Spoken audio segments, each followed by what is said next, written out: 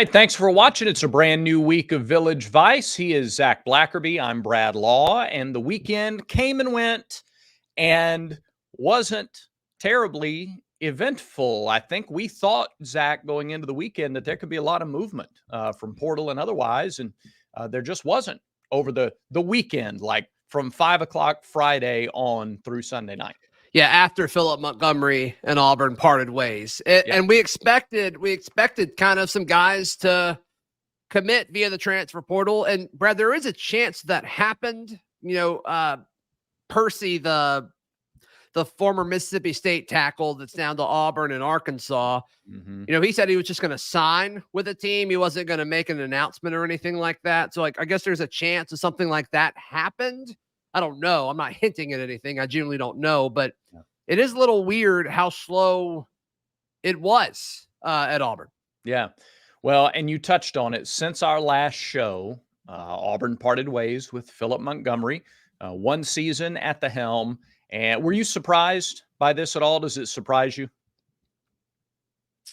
No. Yeah. No, it does not. It does not. And mainly because, Hugh Freeze, when the game went well offensively, he said, yeah, I was a part of that. I was more involved this week. And when it didn't, he said, yeah, I didn't think it was that good. And I wasn't as involved as I would. He wasn't very shy about what he thought, what he was able to do offensively this year. So no, it doesn't surprise me. You? No, not surprised. And let me say this. I had interactions with Coach Montgomery every week. We would go and record on Thursdays for little sound bites that are played during our network pregame show. And man, he's first class. He's professional. He's an intelligent guy. He's a good coach. And I have tremendous respect for Philip Montgomery and Will. He handled this season with a tremendous amount of professionalism and grace and class. Yes. And I'm a fan of Philip Montgomery as the person. And frankly, I'm a fan of Philip Montgomery, the coach. This was just a year where I think what he was asked to do and the fit and the mesh just didn't happen to work. It's like the periodic table of elements, right? You put two hydrogens and one oxygen together and you're going to get water. You put carbon and oxygen together and you get something that's lethal. Like that, it's not the elements themselves that are bad. It's about the combination. And for whatever reason that we are not totally privy to every detail on, it just didn't get going the way that all parties hoped it would. Yeah. And I love that you said that. It's so normal to just, as soon as a coach is let go or, they part ways with whatever team they were a part of, to just slam them. And I'm not going to slam Philip Montgomery because we were all very excited when he was hired. It all made sense. It kind of came out of nowhere. But as soon as we all did our research on Philip Montgomery and saw the type of quarterbacks that he had worked with,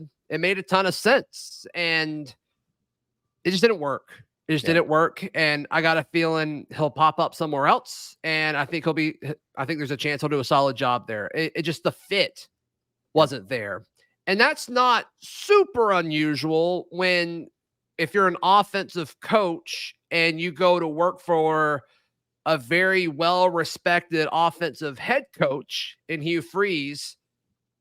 Both of those guys, to get to that point in your career where you're a head coach or a high-level coordinator, which Philip Montgomery was a former head coach at big-time college football, you've got a bit of an ego. You have to. You're an alpha dog. You're the best in a very competitive business to get to that point.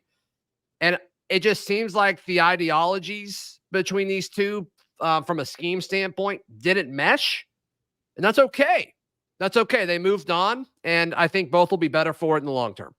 I also think there is an element of what was the expectation for him in this role. I wonder now, and this is easy to do with hindsight, but I wonder if this was like a babysitter versus a nanny type situation. Now, don't take that literally. Kind of give me a little bit of rope to understand that I don't mean it literally, and I'm not making a literal comparison. But if you have kids and you have a need for a live-in nanny, That's very different than having kids and having a need for a babysitter for 3 hours so you can go on a date night or get some work done or whatever. Mhm. I just wonder if we've talked about the need to play catch up in recruiting with high school relationships, and when the coordinators both were announced, Coach Freeze talked about the importance of their experience and kind of being able to hand them the coordinating roles so that he could focus on recruiting. And I can't help but wonder, I don't know this, it just sort of to me it checks the logic box to think that until Hugh Freeze felt like he could get his legs up under him from a recruiting perspective and Right. get close to caught up in those relationships, um, maybe this was the plan all along, to have somebody who was more temporary and not somebody that you expected to hold the position for 5, 6 years. Well, I mean, I made the case that I think this is the best off-season move for Auburn. I think this matters way more than going out and get one of these potential quarterbacks, because Mm, you want Hugh Freeze calling plays. That is what he's really good at. He's really good at several things that make successful head coaches. mhm. One of them is recruiting, another is offensive scheme, and another is play calling. And you want him doing all three of those things to the best of his ability as far as time allows him to do so. And he certainly ramped up the recruiting aspect of it. In 2024, I think Auburn sees a chance to win more games because of the schedule, and I think just because of potential matchups, Mhm. as well as some of this young talent that you've accumulated. Hugh Freeze knows that to win, if Auburn's going to win 9 games, which I think 9-3 is possible. It's not what I'm predicting, but I think 9-3, 10-2 is possible with this schedule. Um, he's got to call plays. He's got Yeah. to call plays, Brad, and you can't do that as effectively with Philip Montgomery there.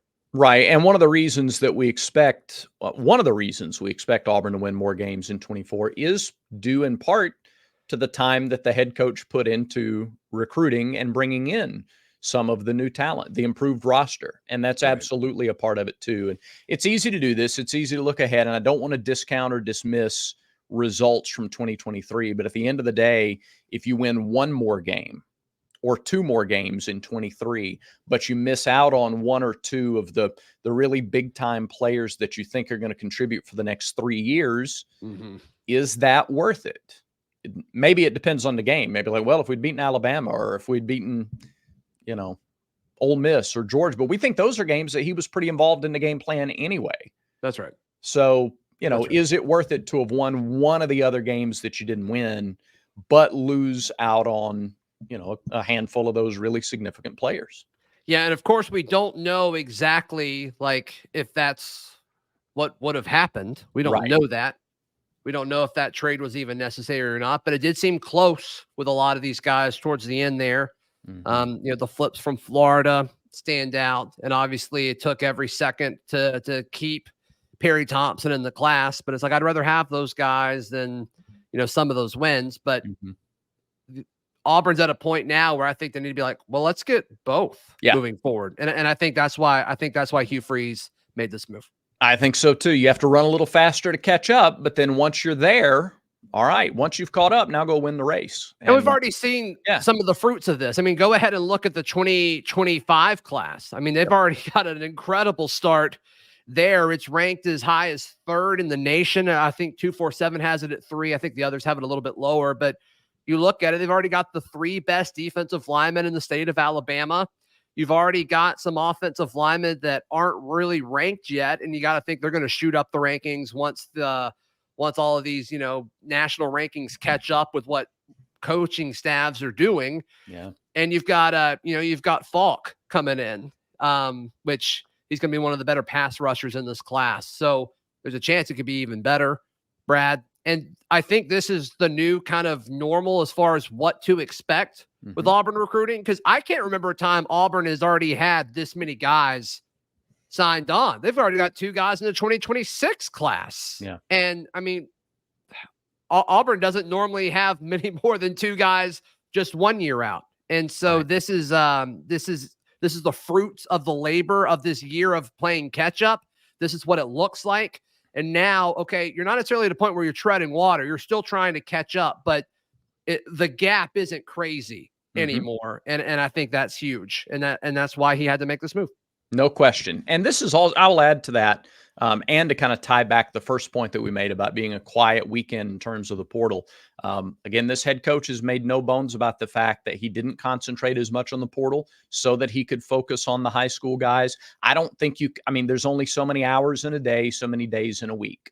And so right now, this staff is focused primarily on high school, and the portal is a secondary roster building element, secondary roster building element. Now, we're also still in the exploratory phase of this age of college football. So things are changing all the time. You have to embrace them. We've seen basketball turn more away from the high school ranks, and we've seen Bruce Pearl focus a lot more on the transfer realm after last season. So I wonder if football starts to do the same. There's going to be a million guys in the portal every year. For right now, though, until it doesn't work, the staff is primarily with high school recruiting and the portal is secondary. And therefore, the results are going to be a little more showy. They're going to be a little more glitzy in your high school recruiting than they are in your portal recruiting. Yeah, and I do wonder, with you saying it was a silent weekend, and you're right. I expected a lot more. You expect a lot more. We did a buy-sell segment on several things we were predicting to happen this weekend, and we were both way off on that, sadly. But maybe we'll see. But in regards to, the attention, it's like, well, they're definitely putting more attention on this recruiting class that they signed on early signing day, which is obviously huge and very clearly the priority of what Hugh Freeze has said consistently. But that makes sense for the first half of the window. The second half of the window now, where they had all these guys on campus after the dead period was lifted. We'll never know the answer to this, but why aren't guys committing? Is it because Auburn isn't putting together as good of an offer? Is it because they aren't really approaching it like most transfers which is very business-like? This is where I'm going to be for a year. Can you sign me? Yeah. Because Hugh Freeze and the staff, they're really good at building relationships. You don't do that with recruiting the portal. It's very much a, hey, yes, you're a fit here. We can put your position into the NFL. Come visit, whatever. And of course, every transfer, just like every recruit, has different priorities. But if Auburn truly is whiffing and missing on all of these guys, they've got to adjust, because the transfer portal still is important, because it doesn't matter how good you recruit. With the transfer portal being a two-way street, you're always going to lose guys that you may not want to lose, and it throws off, your projections for future seasons, and you'll have to kind of tape things up via the portal. So they've got to figure that out, Brad, maybe. And there's a chance that they're not pushing as hard as some of the fans would like for some of these guys, and what they're asking for from an NIL point of view isn't worth it, or whatever that may be. Yeah. But whatever it is, they've got to figure that out, I think. Yeah, it's where context helps, and we just don't have all of it. Right. And and that's okay, because we're not claiming to have it. We're just talking, right? And that's okay. And those of you watching are listening and forming your own opinions and leaving comments, and that's great too. And we welcome that. We absolutely want that. I think you made a great point about the fact that this staff is focused on relationships, and the portal ain't about relationships. It is about 1 year or 2 years, or can I maximize some NIL right now for a year or 2 years? I think that's a lot about what it's about. I've long since not really believed in one school or another. We're an NFL factory and this, that, or the other. Man, if you've got talent, the NFL will find you. I watched guys from Villanova making plays last night on Sunday Night Football. All right. They'll find you if you have the talent. That's right. I think, and I saw Cole Kublik, former Auburn center. He's all over at the SEC network now. He made a great point a few days ago. I forget where I saw it, but I want to give him credit. Others may have talked about it, but I saw him make this point that relationships and ties to a school give you roots that go beyond your playing days. And you lose some of that when you bounce in and out of the portal and you go to 2 to 3 different places. Now, you may maximize the money that you make right now. And I absolutely believe that guys who are 18, 19, 20, 21, maybe they've never had money before. Maybe their parents made $30,000 a year, if that, and worked 2 jobs and 3 jobs. and now I can make $150,000 for playing football. That's like impossible to Life-changing comprehend. stuff. 100%. Literally life-changing. Yeah.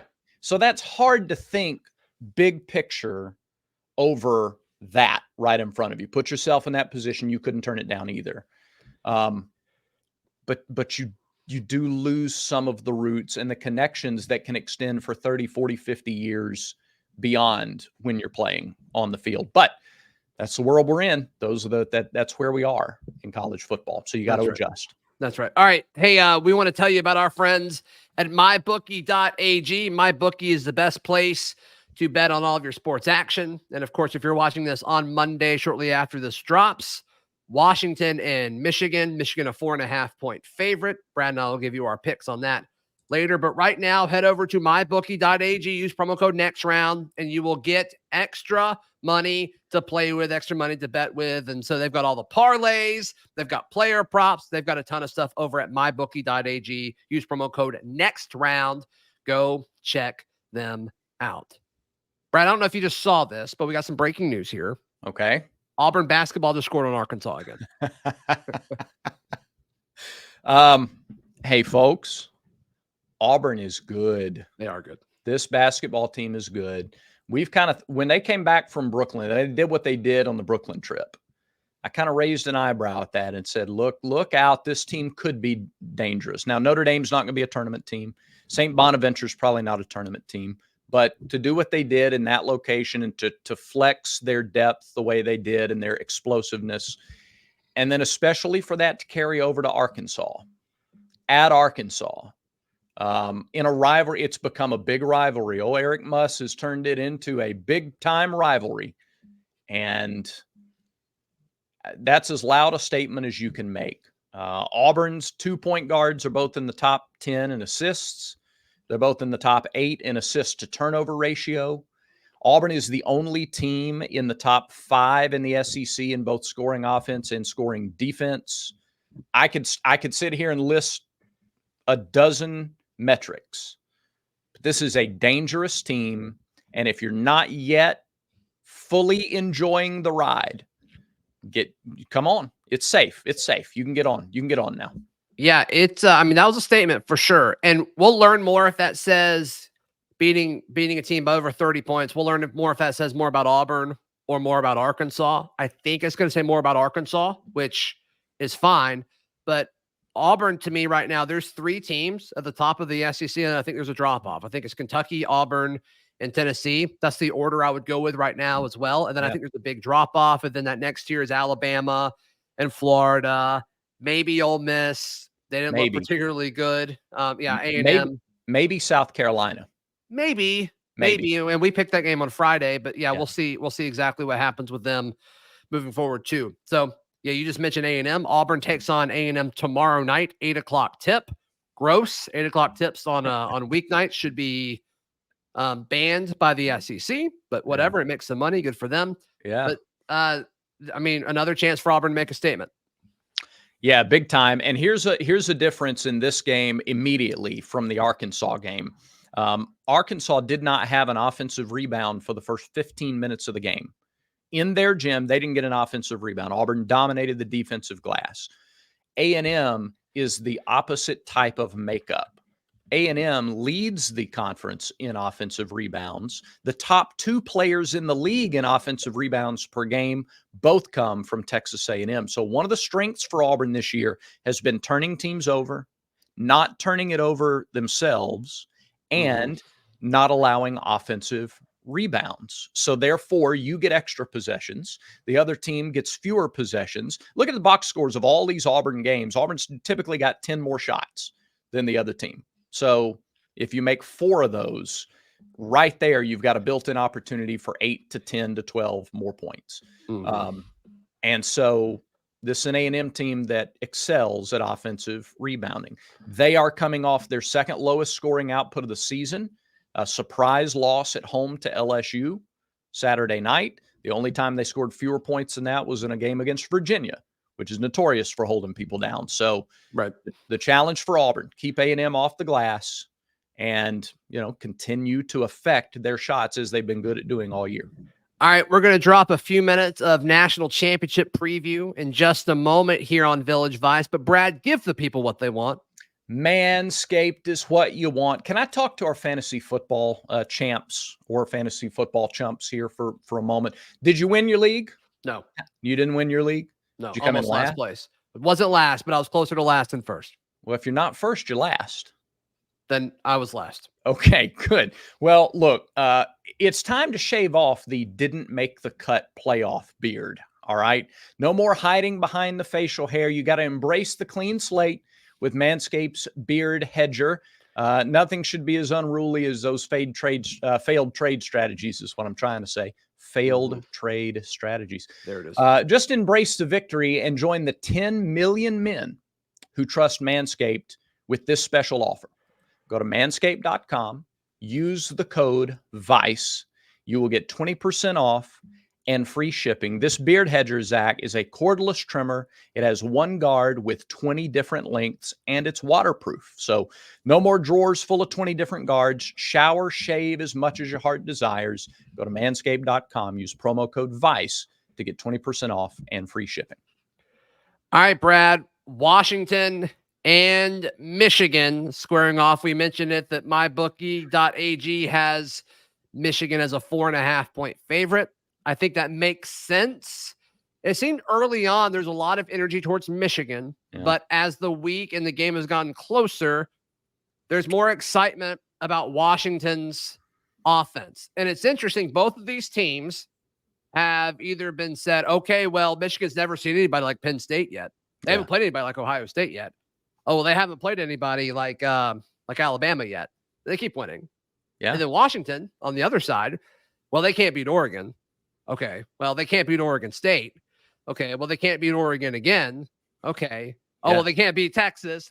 And so both these teams, weirdly, despite being excellent, elite, and on paper just better than everybody else, they're still kind of got pockets of college football fandoms doubting both of these teams throughout the year, which is strange. Yeah.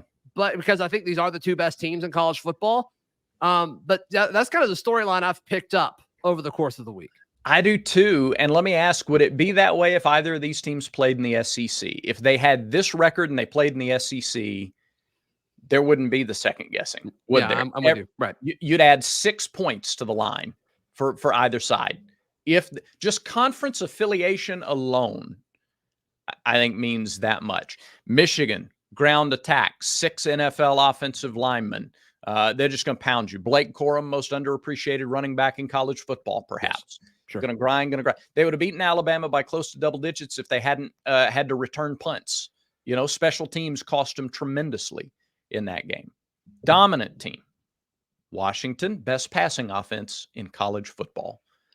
In the Pac-12, which was better this year than it's been in a generation. Tough defense. I don't know what to do with this pick. I'm so excited for this game.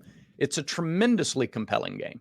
My gut says Michigan. And so my pick is Michigan. Yeah. But my heart says Washington.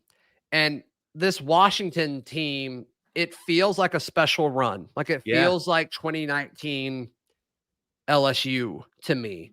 But Michigan, they believe in themselves. They really got closer and closer because of all the stuff that happened off the field, whether you think they're cheaters or not. I don't really care, but like that brought the team closer. And Michigan doesn't care what you think either. No. And I think that's powerful, actually. So I think Michigan wins. I'm taking Michigan, but I'm pulling for Washington. This is like machine versus magic. Because that's what Michigan's just a machine. I felt that too, Brad, but I started thinking about it, and that's almost disrespectful to Washington because they have been a machine. Yeah, that's fair too. So machine versus machine with a little magic. You could go with that. And if you're going to do that, then you have to go with Washington in the game. I don't know. Flip a coin. This is recorded. So it's going to live forever. Not that it matters. Like nobody's coming after me if I'm wrong on this pick. But I'll go Washington. I think Washington will get it done, and somebody will throw $25 million a year at Kalen DeBoer to be their next head coach. And it might be worth it. Yeah. It might be worth it. I think he's the real deal. So, Brad, that about does it for today's show. It does. Thanks, everybody, for watching. Have a great start to your week. Remember, everyone has vices. Make sure Village Vice is one of yours.